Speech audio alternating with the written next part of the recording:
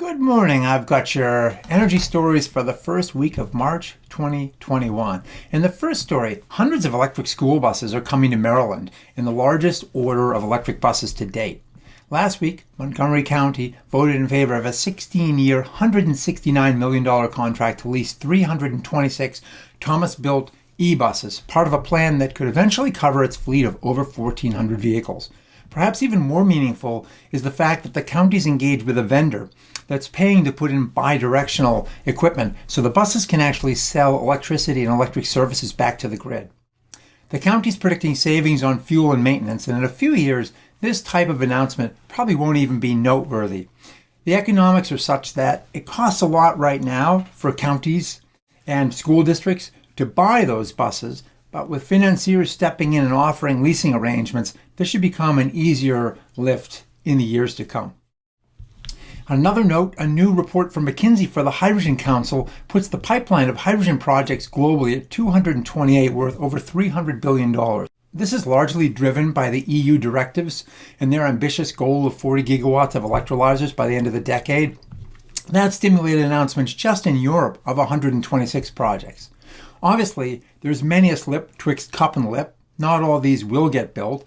However, given the number of projects and the scale, it's quite likely we're going to see dramatic improvements in the technology and the costs across the entire curve, from the electrolyzers and production down through transportation, eventually to storage for the market as a whole.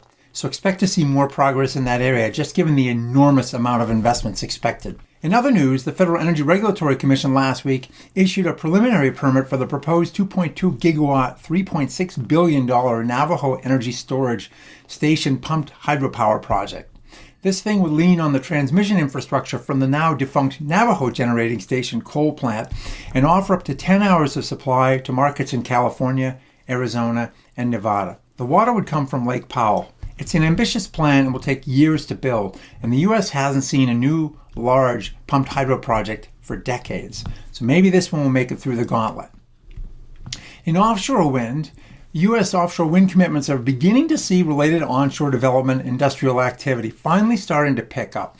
It was just announced that design work is starting for a new wind tower facility in the Port of Albany, 145 miles upriver from Manhattan.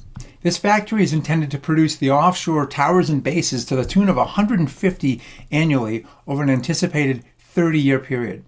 Groundbreaking for the $200 million 5-building facility is slated for next year. In less upbeat news, cybersecurity firm Dragos released its 2020 ICS, Industrial Control Systems Cyber Report.